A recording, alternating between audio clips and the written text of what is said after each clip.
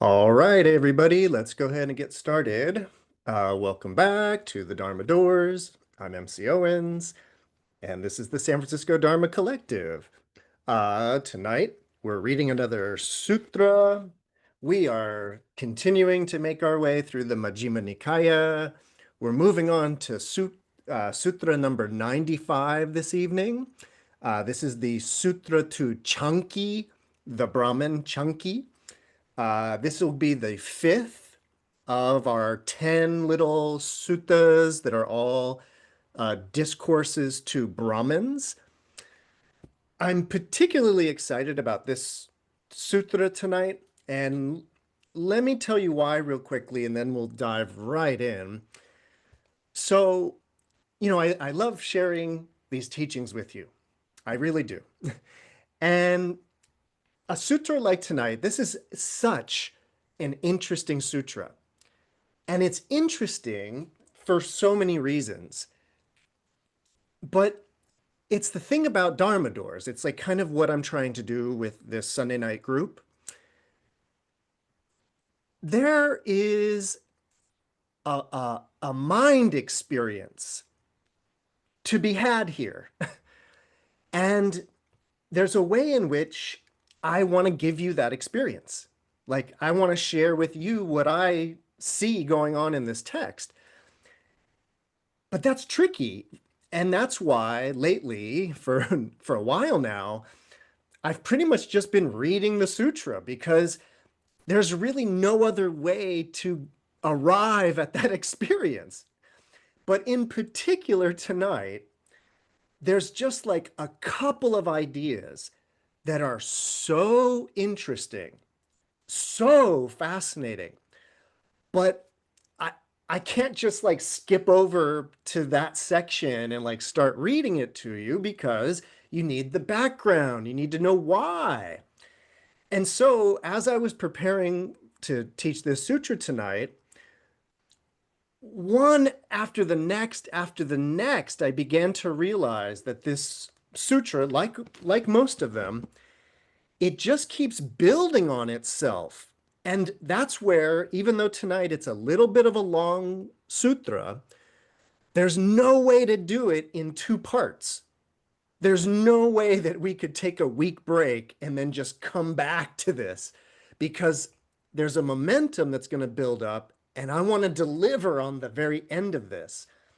So I guess that's kind of a way of apologizing in advance that this is it's it's not that long. Like don't be afraid, but it's involved in that way. So let's dive in. Um, Again, this is Sutta number 95, the Caṅkī Sutta. And actually, even before I start reading, what I want you to know, interestingly,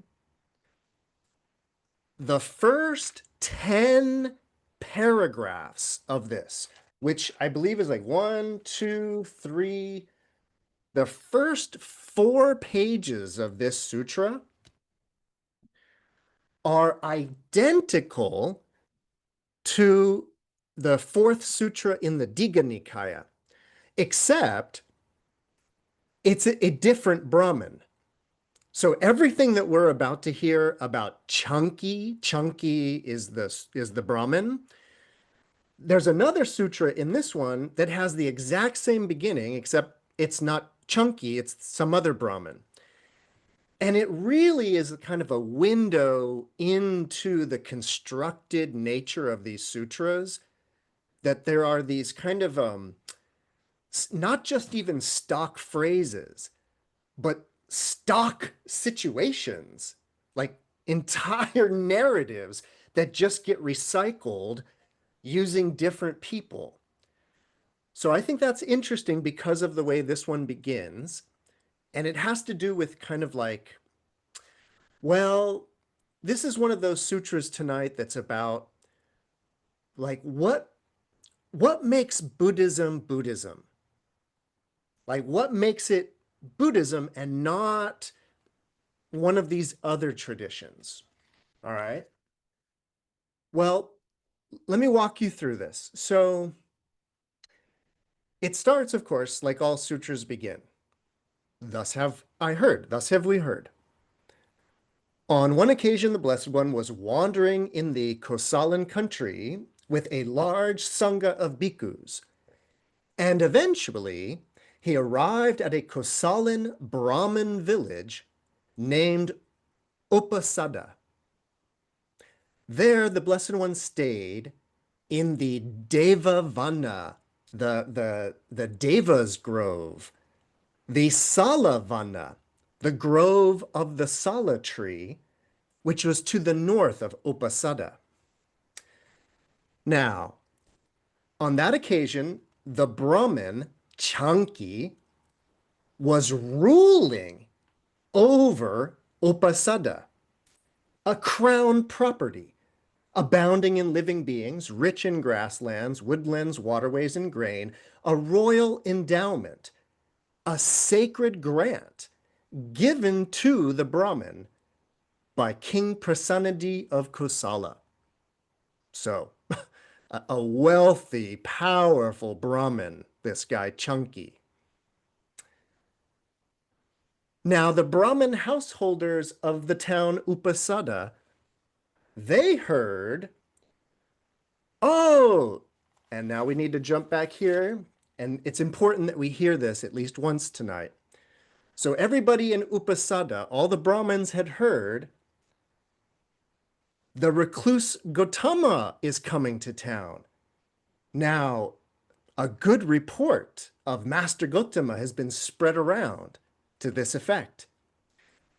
The Blessed One is fully accomplished, fully enlightened, perfect in true knowledge and conduct, sublime one, knower of worlds, incomparable leader of heroes to be tamed, teacher of gods and humans, enlightened, Blessed One. He declares this world with its gods, its maras, and its brahmas, this generation with its recluses and Brahmins, with its princes and its people, which he himself has realized with direct knowledge. He teaches the Dharma, that is, good in the beginning, good in the middle, and good at the end, with the right meaning and the right phrasing. And he reveals a holy life that is utterly perfect and pure. Now, it's good to go see such arahats. Then the Brahmin householders of Upasada, they set out from Upasada in groups and bands, and they headed northwards to the Devavana, to the Sala tree grove. Now, on that occasion, the Brahmin Caṅkī had retired to the upper story of his grand palace for his midday rest. And then he saw all the Brahmin householders of Upasada setting forth from Upasada in groups and bands heading towards the north of the Devavana, north to the Sala tree grove. And when he saw them, he asked his minister, "Good minister, why are the Brahmin householders of Upasada setting forth from Upasada in groups and bands and heading northwards to the Devavana, to the grove of the Sala tree?" The minister said, "Sire, there is the recluse Gautama, the son of the Sakyans, who went forth from a Sakyan clan, who's been wandering in the Kosalan country, and he's finally wound up in the north of Upasada, and everybody is going to see him." Then, good minister, go to all of those Brahmin householders of Upasada and tell them, "Sirs, the ruler, the Brahmin Caṅkī, he says this, please wait. The Brahmin Caṅkī will also go see the recluse Gautama." "Yes, sir," the minister replied. And he went to all of the Brahmin householders of Upasada and gave them the message. Now, on that occasion, 500 Brahmins from various states were all staying in Upasada for some reason or another. And they heard that the Brahmin Caṅkī, it is said, is going to see the recluse Gautama. So then the 500 Brahmins, they all went to the Brahmin Caṅkī and they asked him, "Sir, is it true that you are going to go see the recluse Gautama?" "So it is, sirs. I'm going to see the recluse Gautama," Caṅkī said. The Brahmins, the 500 Brahmins all said, "Sir, do not go see the recluse Gautama. It's not proper that Master Caṅkī, it's not proper for you to go see the recluse Gautama. Rather, it is proper for the recluse Gautama to come see you." Now, this is what is repeated in Sutta number 4 of this. It's a Brahmin who's being told, you shouldn't go see the Buddha. The Buddha should be coming to see you. And in both sutras, the Brahmin's like, "Nuh-uh, I'm going to go see the Buddha." So that's the initial conflict. It's about who should sort of pay homage to who. All right. So this is our first little teaching of the sutra. It's so beautiful. So the 500 Brahmins, they say, you shouldn't go see him. Rather, it is proper for the recluse Gautama to come see you. For you, sir, are well born on both sides of pure maternal and paternal descent going back 7 generations, unassailed and impeccable in respect of birth. Since that is so, Master Caṅkī, it's not proper for you to go see the recluse Gautama. Rather, it's proper for the recluse Gautama to come see you. You, sir, you're rich with great wealth and great possessions. You, sir, are a master of the 3 Vedas, with their vocabularies, liturgy, phonology, and etymology, and their histories as a 5th. You're skilled in philology and grammar. You're fully versed in all the natural philosophies and in the characteristic marks of a Mahapurusha. Oh, you, sir? You are handsome and comely and graceful, possessing supreme beauty of complexion with sublime beauty and sublime presence, remarkable to behold. You, sir, are virtuous, mature in virtue, possessing mature virtue. You, sir, are a good speaker with a good delivery. You speak words that are courteous, distinct, and flawless, and you communicate your meaning.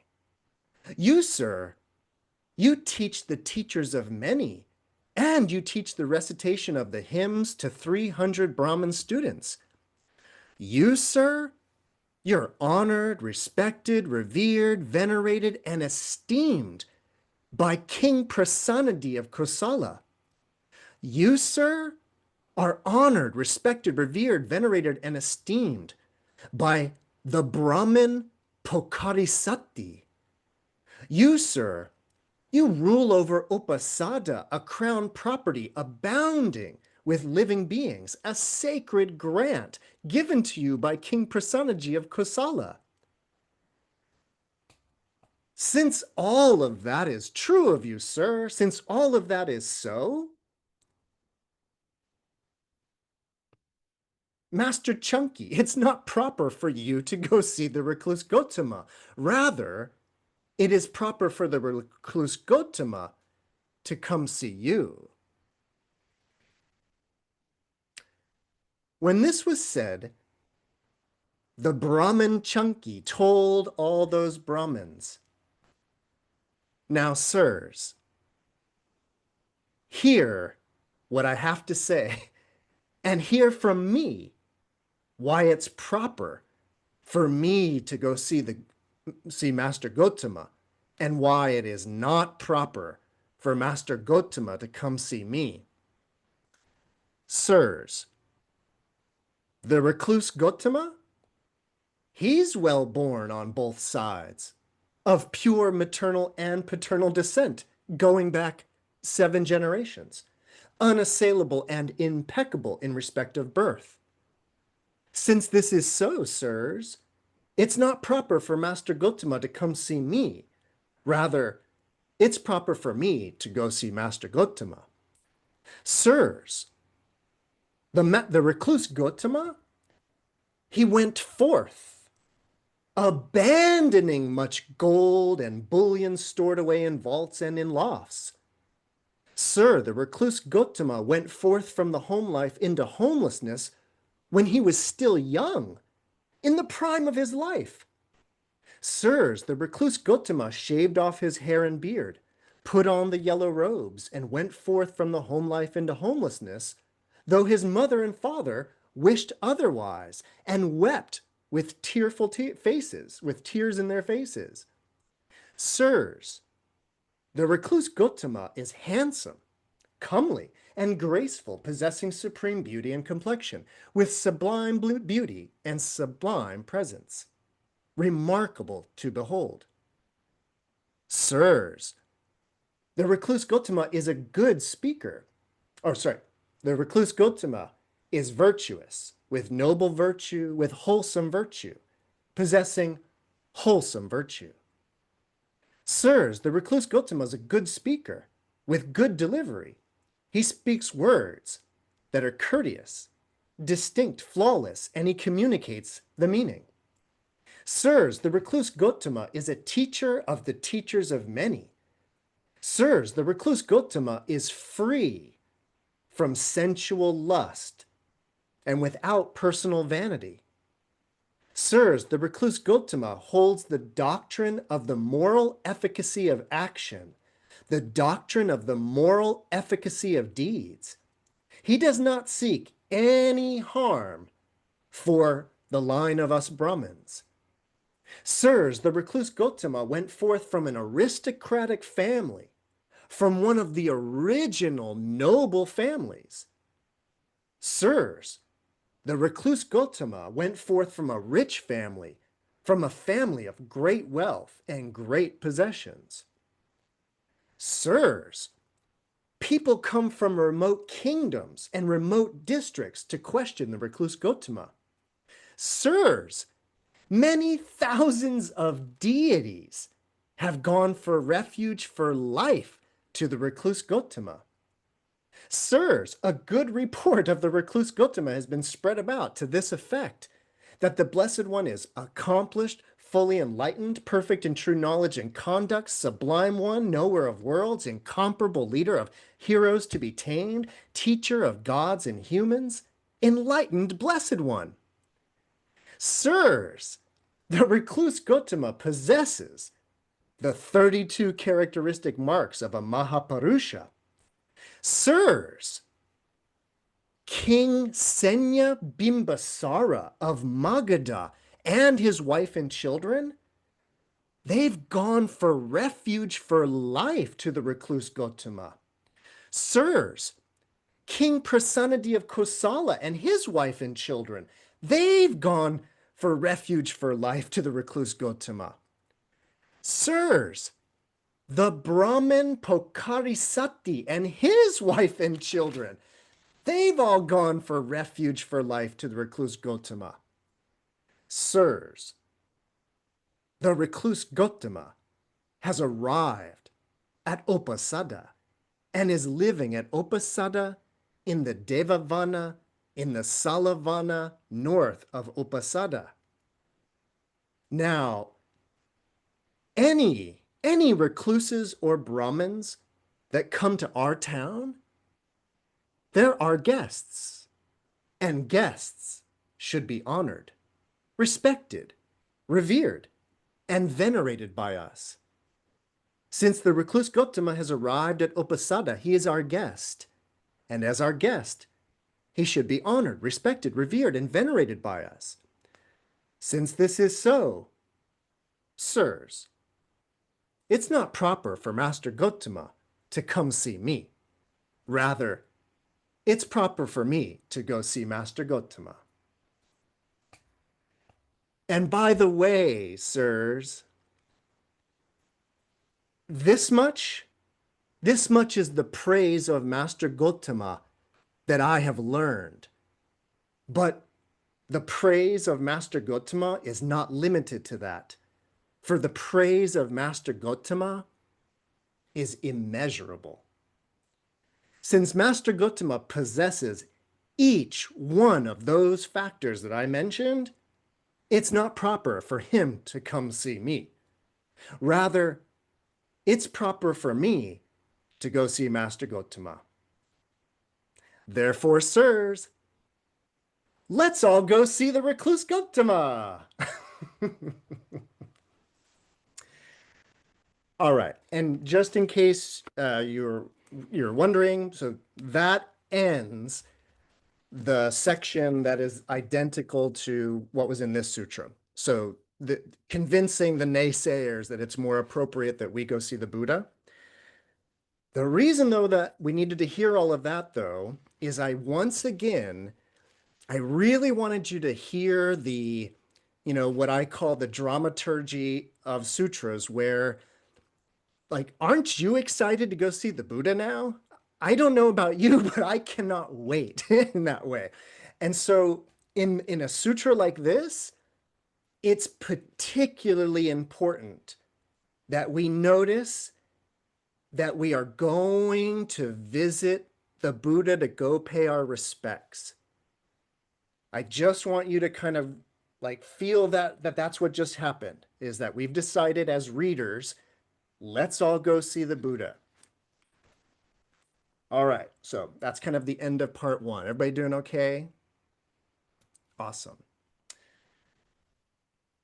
So then, the Brahmin Caṅkī, together with a large company of Brahmins, they went to the Blessed One and exchanged greetings with him. When this courteous and amiable talk was finished, he sat down at one side. Now, on that occasion, the Blessed One, the Buddha, was seated, finishing some amiable talk with some very senior Brahmins. And at that time, sitting in the assembly, there was a Brahmin student named Kapatika, who was young, shaved head, 16 years old. He was a master of the three Vedas, with their vocabularies, liturgy, phonology, and etymology, and their histories as a fifth. He was skilled in philology and grammar. He was well-versed in natural philosophy and in the characteristic marks of a Mahapurusha. And while the very senior Brahmins were conversing with the Buddha, with the Blessed One, Kapatika, the Brahmin, the young Brahmin, he kept repeatedly breaking in and interrupting their talk. Then the Blessed One, the Buddha, rebuked the young Brahmin student, Kapatika, saying,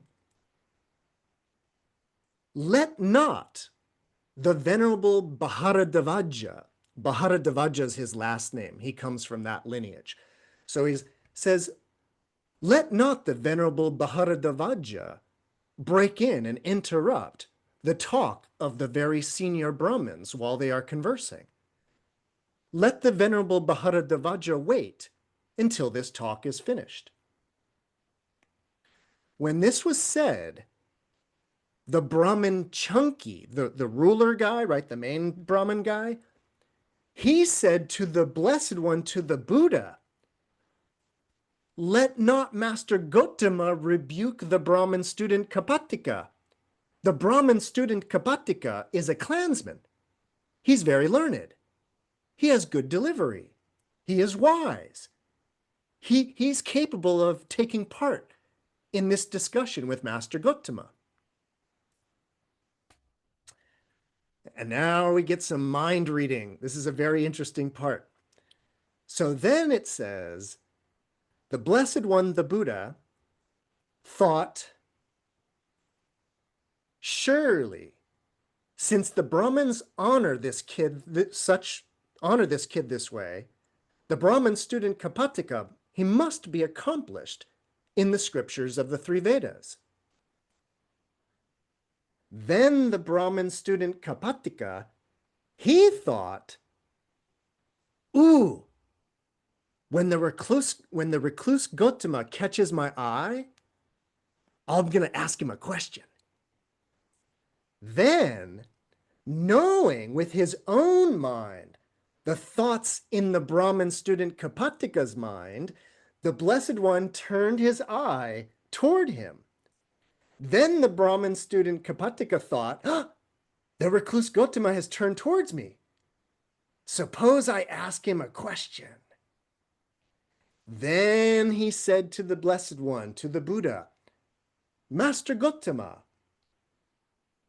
in regard to the ancient Brahmanic hymns that have come down through oral transmission, preserved in the Vedas, in the collections, the Brahmins have come to this definitive conclusion. Only this is true. Anything else is wrong.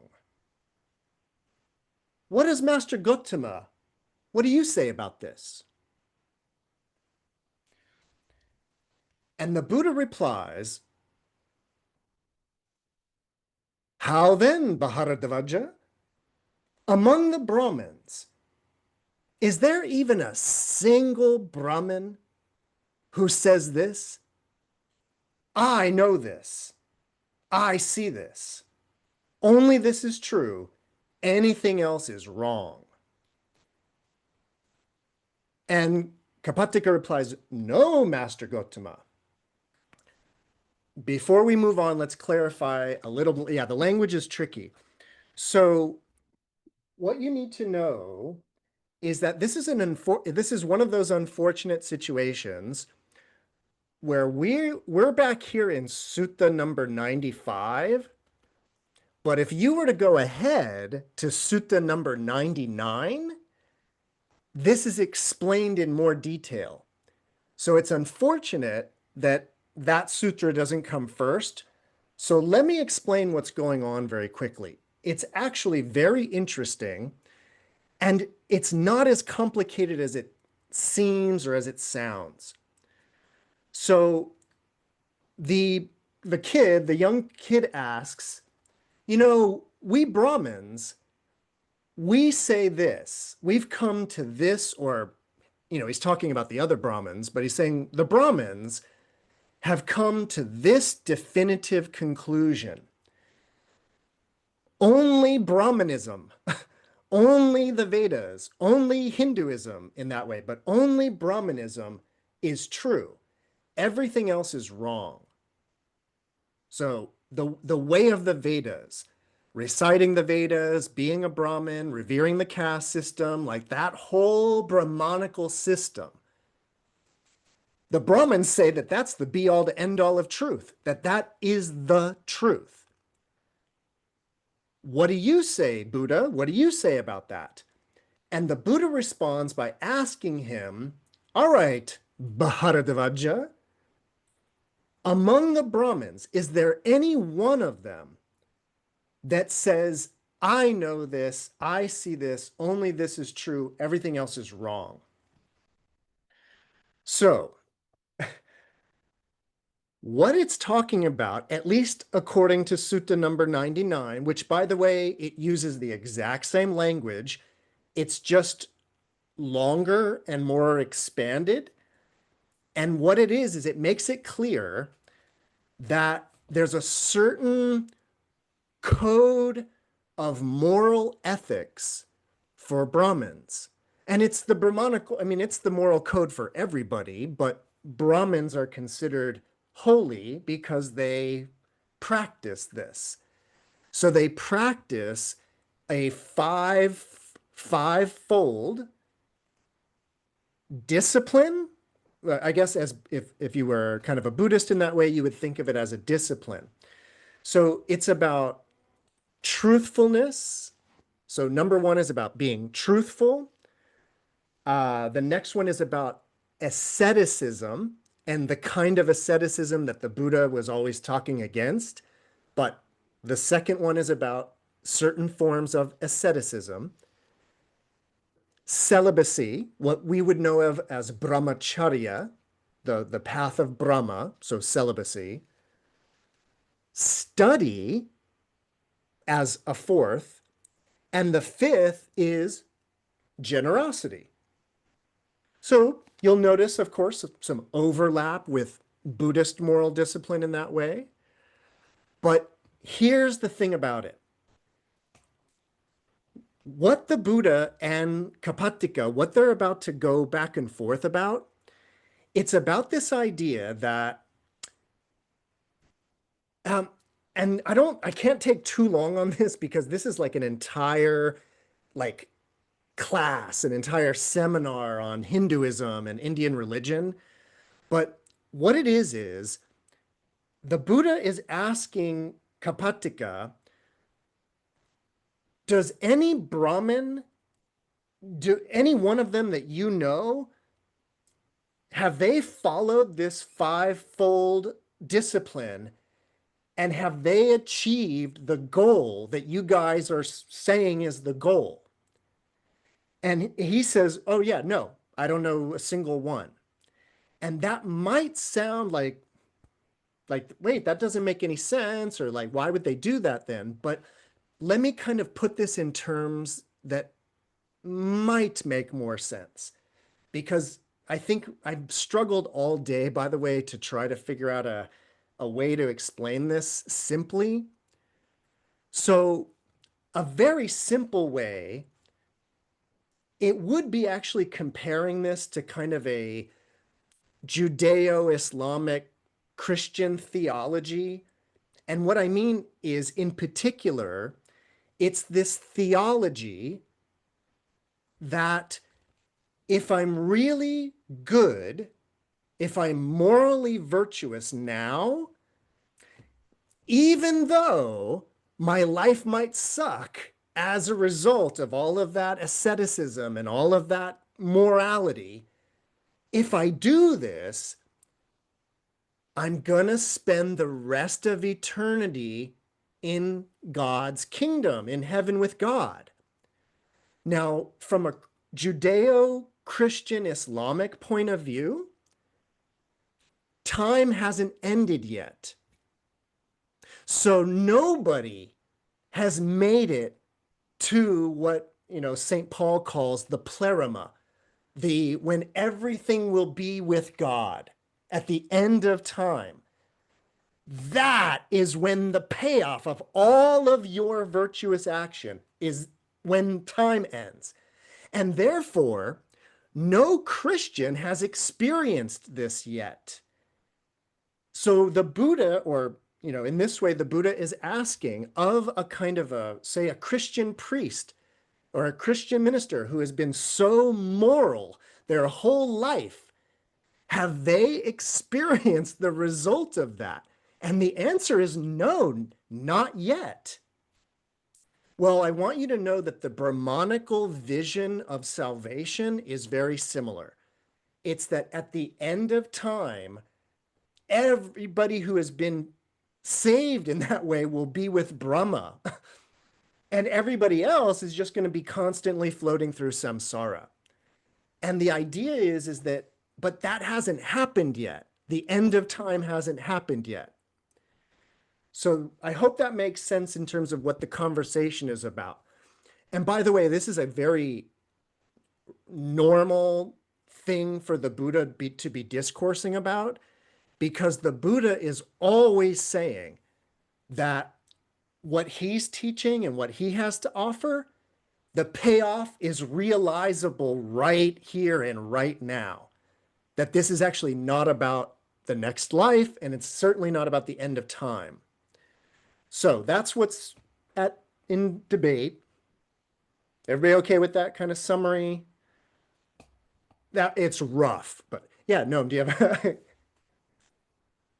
Well, I feel like it's opening up a whole can of worms, and I know you want to get through the sutra, but and maybe I just need to do some independent study on the difference between like the end of time and like just death and heaven, and Yes. that's something I don't really understand, but I can accept that it's a thing. And Yeah. And again, my description is so rough in that way. okay. I think that what gets us all off the hook, what makes this a lot easier, is that Kapattika the Brahmin is not going to deny any of this. So if he were arguing, we would probably have a longer conversation to have, but he's not going to deny what the Buddha says. So who are we to deny it, right? Okay. So once again, he asked this question, among the Brahmins, is there even a single one of them that says, I know this, I see this, meaning the payoff of being a Brahmin, and that only this is true, everything else is wrong? And he says, no, Master Gotama. And then the Buddha continues, how then, Bharadvaja? Among the Brahmins, is there even a single teacher or a single teacher's teacher, all the way back 7 generations of teachers, who says this? I know this, I see this, only this is true, and everything else is wrong. And Kapattika says, no, Master Gotama. You can go all the way back to even the apostles, right? You can go all the way back to the original. How then, Bharadvaja? How about the ancient Brahmin seers, the creators of the Vedas, the composers of the Vedic hymns, whose ancient hymns that were formerly chanted, uttered, and compiled, which now the Brahmins nowadays still chant and still repeating what was spoken and recited by the great Rishi seers, Atattika, Vamaka, Vamadeva, Vesamita, Yamatagi, Angirasi, Bharadvaja, Vasetaha, Kasapa, Bahugu. Did even these ancient Brahmin seers, did they say, we know this, we see this, only this is true, everything else is wrong? And Kapattika replied, no, Master Gotama, they didn't say that either. So, Bharadvaja, it seems to me that among the Brahmins, there's not even a single Brahmin who says, I know, I see, only this is true, everything else is wrong. And among the Brahmins, there's not even a single teacher or a single teacher's teacher, going back 7 generations of teachers, who says, I know this, I see this, only this is true and everything else is wrong. And the ancient Brahmin seers, the creators of the Vedas, the composers of the Vedas, even those ancient Brahmin seers, even they didn't say, we know this, we see this, only this is true, everything else is wrong.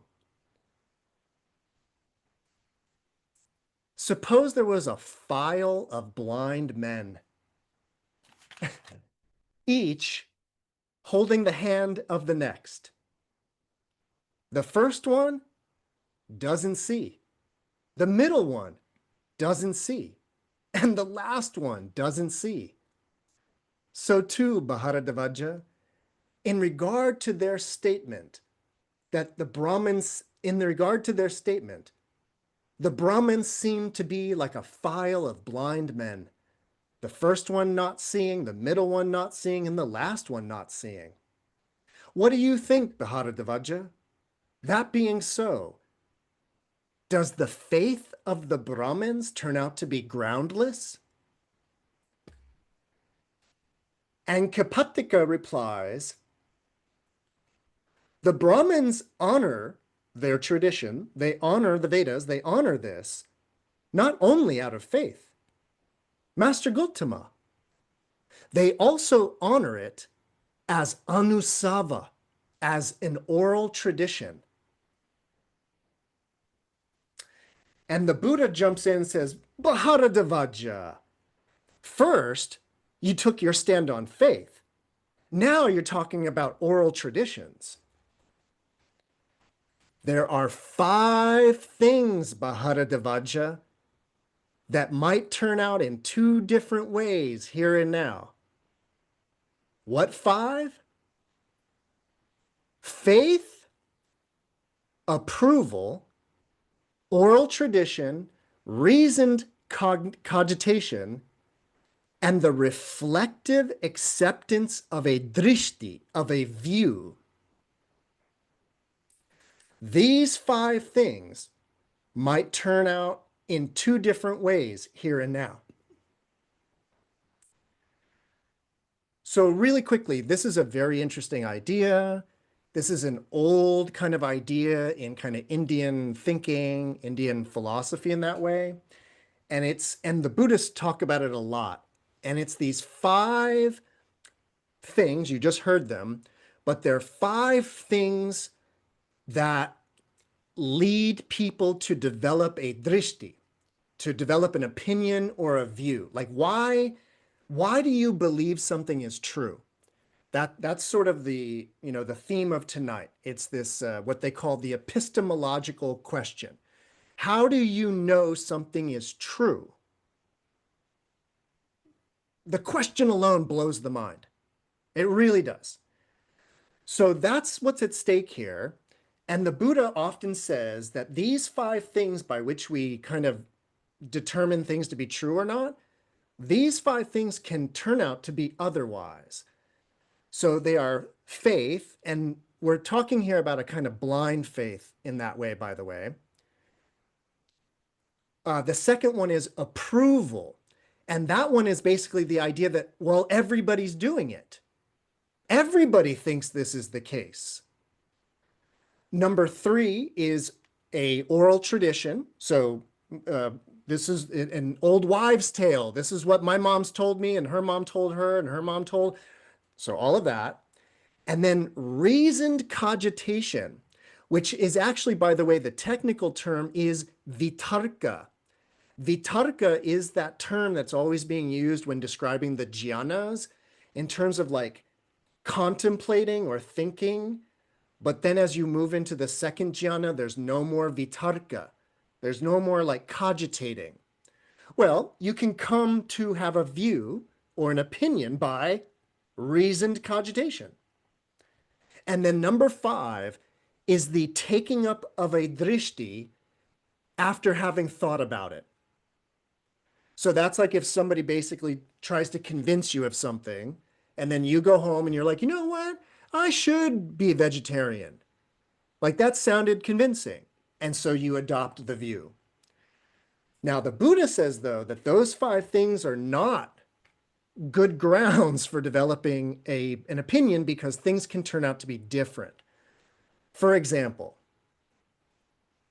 now, something may be fully accepted out of faith, yet it might actually be totally empty, totally hollow, totally false. But something else might not be fully empty, fully hollow, and false. And you don't accept that.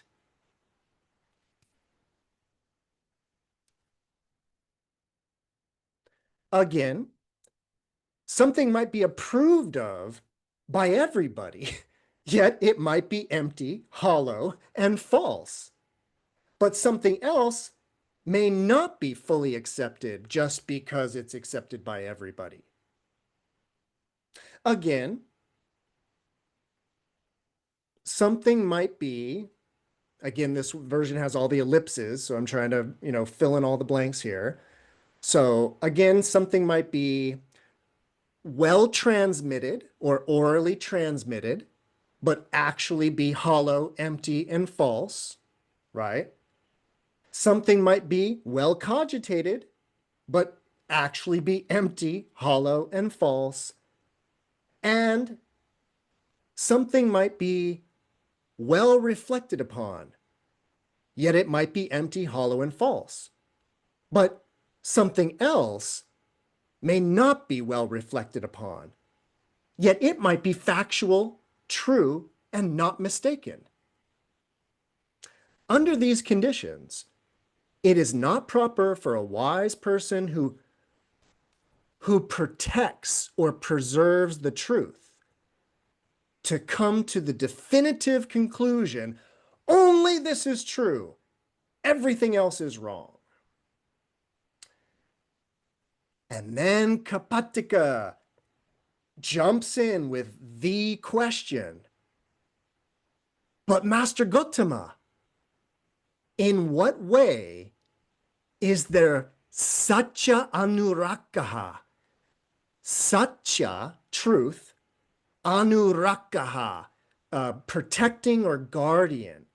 So then, Master Gautama, in what way is the truth protected? How does one preserve the truth? We asked Master Gautama about the preservation of truth. That's the question. It's a great question. Kapatika's not messing around. Like he is learned. That is a great question. So I hope everybody appreciates like what's at stake here. Because what's to come is such a beautiful description of Buddhism in that way, as it pertains to satya or satya, truth. All right. Yeah, no. I'm confused why he's asking what is the preservation of truth versus what is the sort of knowing that something is true. Is it does amount to the same thing, or can you clarify? So if you go and think about an oral tradition is a way of guarding the truth, right? There's all of those are different ways of making sure the truth keeps being passed on. Right. Yeah. Okay. Even though the Buddha said that just because somebody passed something on orally doesn't mean it's true. So it's a little. No, that's exactly right. Yeah. That Okay. the Buddha is basically saying that those are not ways to preserve the truth. So well, then what is the monk, the Brahmin asking? He wants to know if you're saying he's asking what you're asking, no? Meaning he's asking if the truth is not preserved through oral transmission and through these different means, how is it preserved? How is it preserved? Okay. Like, how do we make sure, how do we guard the truth? I guess to me the question is, how do we know what the truth is? So allow me know. Yeah, thank you. Of the many, many little things that I'm going to try to do in the next, part of this session, this is one of those beautiful sutras where there's this beautiful, like, it's not a play on terms, but it's like a cascading of terms. So it's going to be about such anurakkaha, the guarding of the truth, such anubuddhaha, what they're going to translate as a discovery of the truth, but a kind of like a coming to the truth. And then the final one is going to be a such anupatti, which is a final attaining of the truth. And so it's going to be in these three stages. So your question is so appropriate, Noam. And what happened was, so the Buddha is talking. I'm just going back to verse 14. The Buddha is talking, and he says all of these things might turn out to be some other way. And he says, so under these conditions, it's not proper for a wise person who preserves the truth to come to the definitive conclusion, only this is true, everything else is wrong. So the Buddha introduces this idea of guarding the truth, but not by claiming this is true and everybody else is wrong, right? And that's when Kapattika then says, but Master Gautama, in what way is there anurakkaha? And what way is there the guarding of truth? How does one preserve the truth? We asked Master Gautama about satya anurakkaha. And now the Buddha says this. If a person has faith, shraddhaha Bharatavaja, he preserves truth when he says this: my faith is this. But he does not yet come to the definitive conclusion that only this is true and everything else is wrong. So notice faith is great, but if you are having faith and you claim that it's the truth, the all truth, and nothing but the truth, that's where you're not preserving truth. So the first step is, it's fine to have faith, but just be honest and say, my faith is this. In this way, Brahmaṇavagga, there is the preservation of truth. In this way, one preserves the truth. In this way, we describe the preservation of truth. But as yet, there is no awakening to the truth, or there is no discovery of the truth. So that's our second one, this idea of sach anubuddha. And then the Buddha continues. If a person approves of something, right, but doesn't come to that final conclusion that it's the truth and everything else is wrong, then they preserve the truth. Or if it's received through oral tradition, then say, this is our oral tradition. But if they say that this is the whole truth, nothing but the truth, and everybody else is wrong, that's not preserving the truth. They might gain a reflective acceptance of a view, and they preserve the truth when they say, my reflective acceptance of this view is this. But that person does not yet come to the definitive conclusion that only this is true and everything else is wrong. In this way too, Brahmaṇavagga, there is the preservation of the truth. In this way, one preserves the truth. In this way, we describe the sach anurakkaha, the preservation of the truth. But as yet, there is no sach anubuddha. So then Kapattika says, in that way, Master Gotama, there is the preservation of truth. In that way, Master Gotama, one does preserve the truth. In that way, we may recognize the preservation of truth. Oh, but in what way, Master Gotama, is there the sach anubuddha? How is the discovery of truth attained? In what way does one discover the truth? We ask Master Gotama about the discovery of the truth. Oh, here, Brahmaṇavagga, a bhikkhu, so a monk or a nun, but a renunciant, may be living in dependence on some village or some town. Then a householder or a householder's son goes to the monk, goes to the bhikkhu, and investigates him in regard to three kinds of states. In regard to states based on raga, on attraction or desire or lust, they say, greed. In regard to states based on dvesha, ill will, hatred, aversion. And in regard to states based on moha, confusion, delusion, ignorance.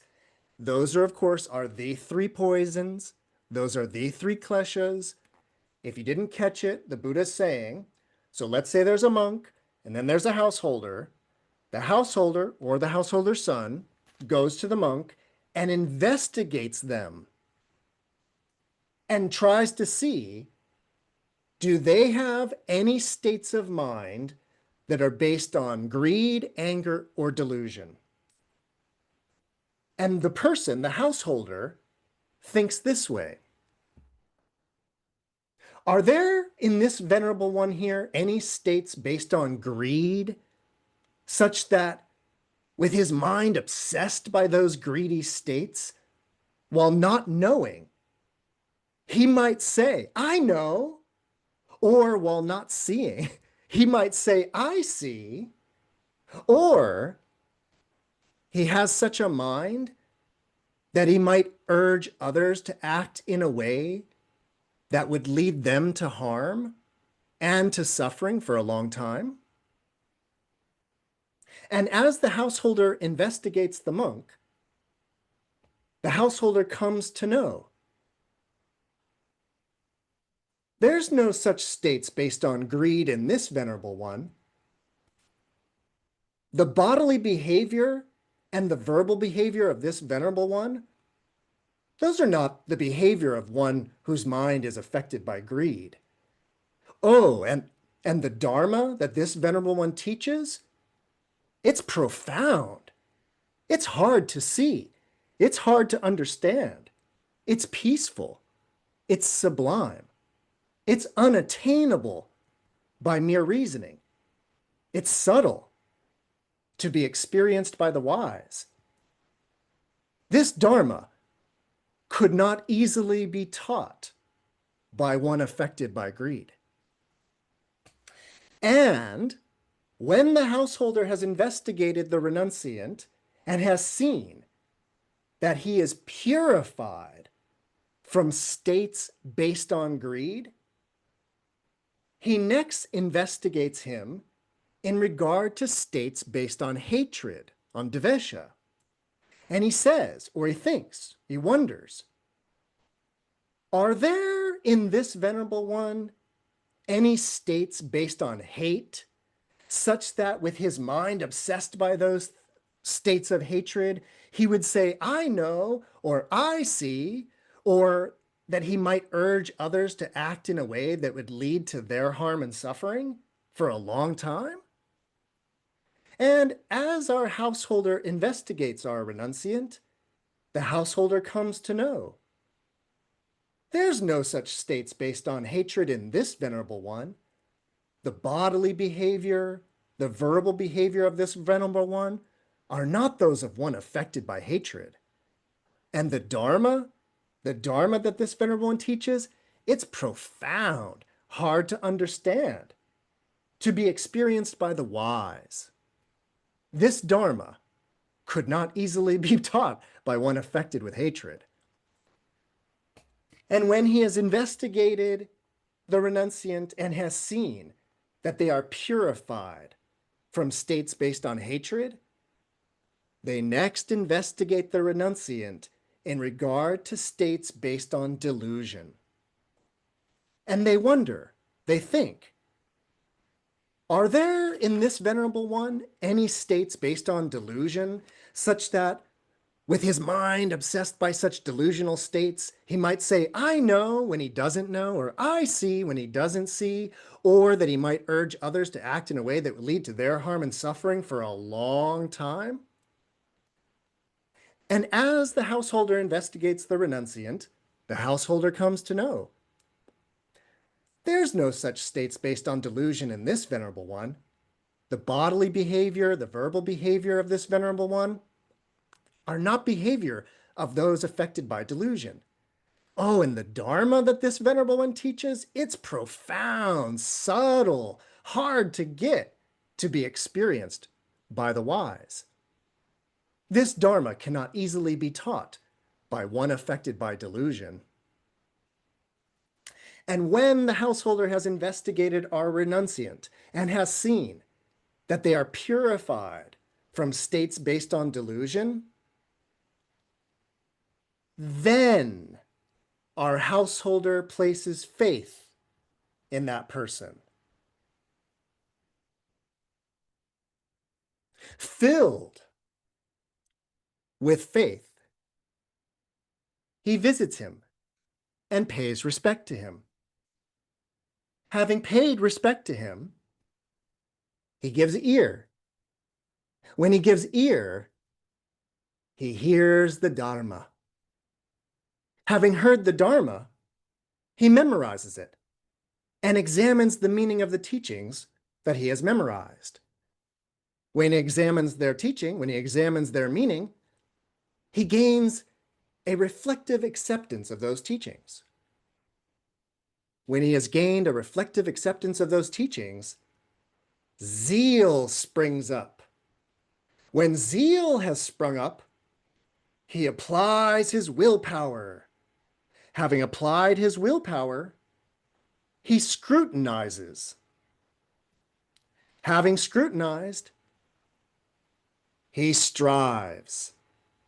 Resolutely striving, he realizes with the body the supreme truth and sees it by penetrating it with wisdom. In this way, Bharadavaja, there is the Sach Anubuddhaha, there is the discovery of the truth. In this way, one awakens to or discovers the truth. In this way, we describe the discovery of the truth. But as yet, there is no Sach Anupatti, there is no final arrival at the truth. And then Kapattika, after reflection, says, in that way, Master Gotama, there is the discovery of truth. In that way, one discovers the truth. In that way, we recognize the discovery of truth. Oh, but in what way, Master Gotama, is there the final arrival at the truth? In what way does one finally arrive at truth? We ask Master Gotama about the final arrival at truth. The final arrival at truth, Bharadavaja, lies in repetition, development, and cultivation of those exact same things we just talked about. In this way, Bharadavaja, there's the final arrival at truth. In this way, one finally arrives at truth. In this way, we describe the final arrival at truth. And once again, Kapattika, in that way, Master Gotama, there's the final arrival at truth. In that way, one finally arrives at truth. In that way, we recognize the final arrival at truth. But what, Master Gotama, what is most helpful for that final arrival at the truth? We ask Master Gotama about the thing that is the most helpful for the final arrival at truth. Striving is most helpful for the final arrival at truth. Bharadavaja. If one does not strive, one will not finally arrive at truth. But because one strives, one does finally arrive at truth. That's why padahati, that is why striving is most helpful for the final arrival at truth. But what, Master Gotama? What is most helpful for striving? We ask Master Gotama about the thing most helpful for striving. Scrutiny, scrutinizing, is most helpful for striving. Bharadavaja, if one does not scrutinize, one will not strive. But because one scrutinizes, one strives. That's why scrutiny is most helpful for striving. But what, Master Gotama, is the thing most helpful for scrutiny?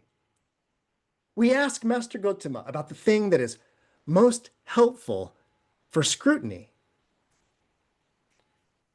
Application of willpower is the most helpful thing for scrutiny. Bharadavaja, if one does not apply one's will, one will not scrutinize. But because one applies one's will, one scrutinizes. That is why application of willpower is most helpful for scrutiny. But what, Master Gotama, is most helpful in the application of willpower? We ask Master Gotama about the thing most helpful for the application of the will. Zeal. Zeal is the most helpful application, is most helpful for the application of the will. Bharadavaja. If one does not arouse zeal, one will not apply one's willpower. But because one arouses zeal, one applies one's willpower. That's why zeal is most helpful for the application of the will. But, Master Gotama, what is most helpful for zeal? We ask Master Gotama about the thing most helpful for zeal. A reflective acceptance of the Dharma is most helpful for zeal, Bharadavaja. If one does not gain a reflective acceptance of the teachings, zeal will not spring up. But because one gains a reflective acceptance of the teachings, zeal springs up. That's why a reflective acceptance of the teachings is most helpful for zeal. But what, Master Gotama, is most helpful for a reflective acceptance of the teachings? We ask Master Gotama about the thing most helpful for a reflective acceptance of the teachings. Examination of its meaning. That is the most helpful for a reflective acceptance of the teachings. Bharadavaja, if one does not examine the meaning, one will not gain a reflective acceptance of the teachings. But because one examines their meaning, one gains a reflective acceptance of the teachings. That's why examination of the meaning is the most helpful for a reflective acceptance of the teachings. But what, Master Gotama, is most helpful for the examination of meaning? We ask Master Gotama about the thing most helpful for the examination of meaning. Memorizing the teachings is most helpful for examining the meaning, Bharadavaja. If one doesn't memorize the teachings, one will not examine its meaning. But because one memorizes the teachings, one examines their meaning. But what, Master Gotama, is most helpful for memorizing the teachings? We ask Master Gotama about the thing most helpful for memorizing the teachings. Hearing the Dharma is the most helpful thing for memorizing the teachings, Bharadavaja, because if one doesn't hear the Dharma, one will not memorize the Dharma. But because one hears the Dharma, one memorizes the teachings. That's why hearing the Dharma is the most helpful for memorizing the teachings.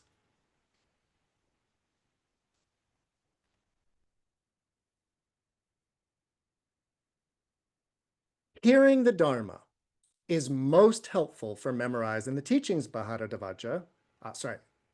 So that's why hearing the Dharma is the most helpful for memorizing the teaching. But what, Master Gotama, is most helpful for hearing the Dharma? We ask Master Gotama about the thing that's most helpful for hearing the Dharma. Giving ear is the most helpful for hearing the Dharma, Bharadavaja, because if one doesn't pay attention, if one does not give ear, one will not. So if one does not give ear, sorry.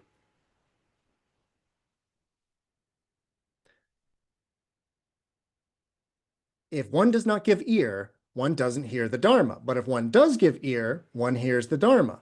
That's why giving ear is most helpful for hearing the Dharma. But what, Master Gotama, is most helpful for giving ear? We asked Master Gotama about the thing that's most helpful for giving ear. Paying respect. Paying respect is the most helpful for giving ear. Bharadavaja. If one does not pay respect, one won't pay attention. One will not give ear. But because one pays respect, one gives ear. That's why paying respect is most helpful for giving ear. But Master Gotama, what is most helpful for paying respect? We asked Master Gotama about the thing most helpful for paying respect. Visiting. Visitation is most helpful for paying respect. Bharadavaja, if one doesn't go and visit a teacher, one will not pay respect to them. But because one goes and visits a teacher, one pays respect to them. That's why visiting is most helpful for paying respect. But what, Master Gotama? What is most helpful for visiting? We asked Master Gotama about what is most helpful for visiting. Faith. Faith is most helpful for visiting. Bharadavaja. If faith in a teacher does not arise, one will not go visit them. But because faith in a teacher arises, one goes and visits. That's why faith is most helpful for visiting. And then Kapataka concludes by saying,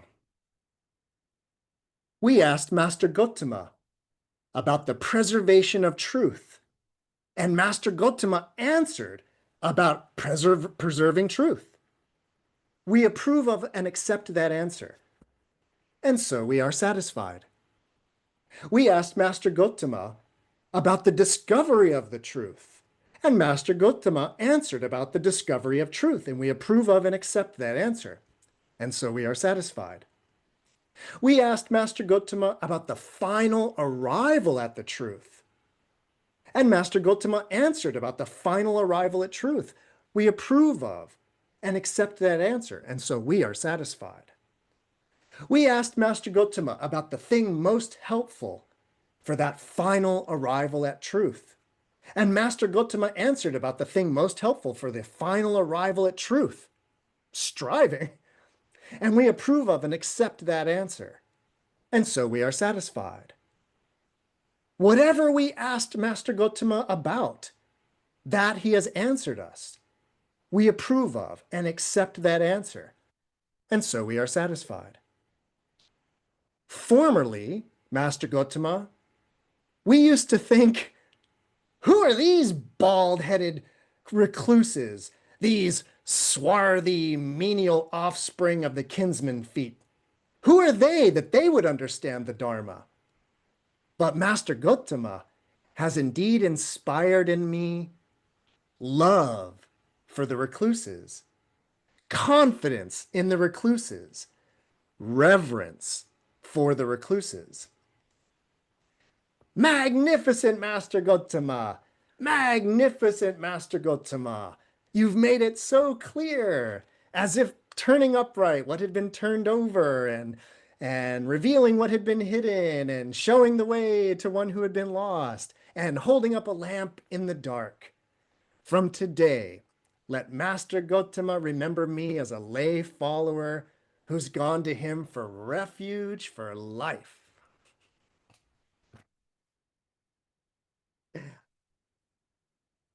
Yay.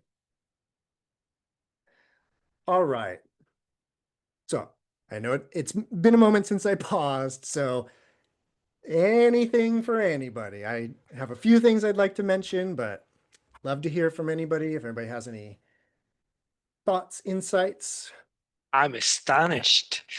Astonished. Wow. Thank you for this, all the caloric magnificence that you like, the delivery, the deliverance. Wow. So I won't take time, but I have a few things to say. Wow. How should I start? Well, first, the magnificent quest in the last part of the why, like a parent go to a child and the child said, but why, so last week the Buddha was an amazing lawyer, but today is an amazing parental. I'll just give you more and more, but it went in reverse. We ended up with a visit. We started with a visit. So that architecture of reversal, it was written in reverse. It's brilliant. And you pounded on it and you pounded on it, right? So there is brilliance mirroring. But the paradox, the philosophical paradox that was brought originally before that magnificent loop of, perseverance, how you preserve truth if truth is empty, like the metaphor of the Buddha crosses the river with a canoe and you have to drop the canoe, right? The boat. But then there is a philosophical conundrum. No, other people needs to cross. We need that canoe. Don't discard it. We need to preserve that means of deliverance. It will be lost. And that is brought to the question here. And he said, it's validity, it's not reliability. It goes, Well said. right there. You have to do the test, and he does the test on a house to a monk. Right there, right now, the three kleshas. Where are you with that? Can you hold your politics? Can you hold your enlightenment, your morality, whatever it means, your spirituality? Validity, not reliability, not what they say. It's right here, right now, empirical, scientific method. And that he drops it like that. That's profound. So I'm mind blown by that manifestation of that. Thank you so much. Thank you. I'm delighted that it all came across. Yeah, what Ophir just said, it's like I said, it's why we couldn't do this in two parts. We needed to see those bookends because I was really going for that. I'm glad that came across. The like getting us excited about the visit to the Buddha, which is Dharma doors about this tonight. And this very interesting idea that we've all shown up to visit. And we did it because we have a degree of faith in the Dharma. And I really want to kind of just mention a few things after what Ophir said, but it's that really interesting idea that, so you meet somebody, a teacher, and the first thing is, are they displaying greed for, sex, money, clout, whatever? Like, are they displaying that? Are they angry? Do they seem mad? Are they delusional? And then if it's all looking good, you don't believe them, but it's okay to put faith in them. And like the Buddha said, and it's okay to say, I have the utmost faith in the Buddha. But I'm not about to say, and this is the be all, the end all. That would destroy truth. That subtle paradox, as Ophir said, where to claim the truth is to destroy the truth in an interesting way. But it's not, of course, though, that the Buddha denied satya, that the Buddha denied that there's truth. This is not, a totally relativistic tradition in that way. No, there is truth, but it's not going to be arrived at by claims.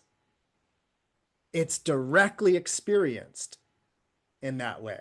And there's no, everything else, oral tradition, popularity, these things are fine for kind of thinking and wondering.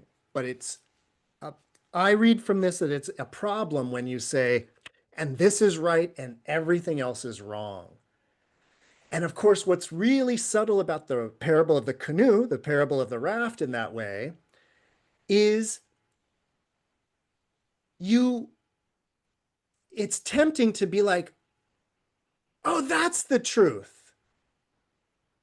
And then you realize, oh, what an interesting practice. It's almost this perpetual practice of not claiming truth and actually noticing all of the times that we are claiming the truth, either tacitly, implicitly, or what have you.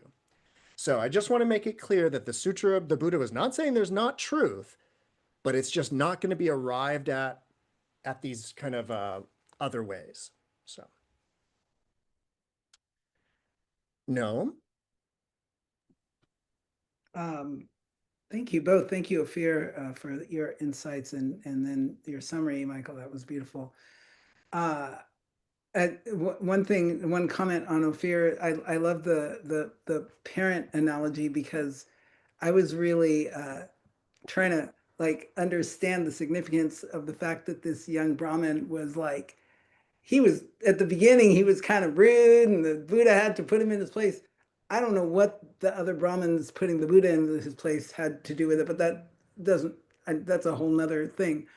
But so it really fit with what you described, that, you know, he was being the impudent student, and got just a beautiful teaching from the Buddha. And then, but the main thing, yeah, such an amazing sutra, and it just I just came out of retreat, and you know, saw some things I hadn't seen before, and it's just you know, the path is so amazing that way. Like you hear this stuff, and man, it sounds good, and you hear it from people who seem like they know what they're talking about.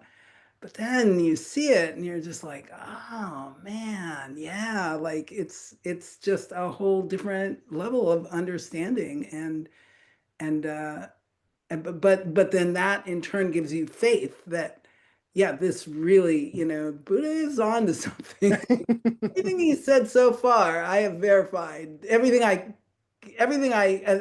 not yet found a thing that contradicts what he said. So yeah, thank you so much. Nice. Thank you, Noam. Yeah, and I just want to, real quick, Maria, I just wanted to mention one thing about that. So I just wanted to mention that really interesting line. It has to do with the child, what Ophir pointed out, where it's like he just keeps asking all these questions. But I'm sure everybody noticed that when the Buddha was asked, how do you come to a discovery of the truth? And the discovery was, well, you got to do this, then do this. And it was the list of the things that the sutra ended with, right? So the Buddha went through all those things once. And then when it was the question, well, how do you arrive at the final truth? And the answer was repetition. I don't know if you caught that. Repetition was the first one. And then what did we do? Repeated all of those ideas again. So I just wanted you to notice the kind of the way that the sutra was like, not just, it wasn't just the teaching, it was doing the teaching in that way. So, Maria. Yeah, thank you. It seems to me that, and I feel like this is kind of what Buddhism kind of rests on, that this idea that if something is true, like real truth that you can rely upon, it doesn't need to be defended, and that it holds up to scrutiny. And I've said many times, I know I'm at the right answer, when, and this is, you know, in practice and out of practice, when I hit the duh moment, you know, it's like, duh, it's so obvious when you are at something that's really, truly true, or right. You can feel it. So. Yeah, Maria. And what you just said, it made me think that the language of scrutiny, I'm really happy that you used that specific word because it occurred in the text, right? Where that was one of the steps was scrutiny. And I love that you brought that back. And what you said made me think of how, like, how the I don't want to be too nerdy, but you know, in the Marvel universe, vibranium, it gets stronger. Like the more you hit it, the stronger it gets, right? Or the Hulk, the more you try to the Hulk, the stronger he gets. The Dharma, the more you scrutinize it, the more it holds up and actually reveals, or this has been my experience, the more you try to attack it and scrutinize it, the more it reveals how true or strong it is. Other philosophies and traditions, as soon as you start poking and scrutinizing, the flimsy structure starts to reveal itself. But the Dharma, I've been hacking away at this thing for 20 years and it just keeps getting stronger. So yeah, Maria. So from my bonsai world, it's like copper wire. The Dharma work hardens, right? The more you bend it and work it, the stronger it gets. Yay. Awesome. Awesome.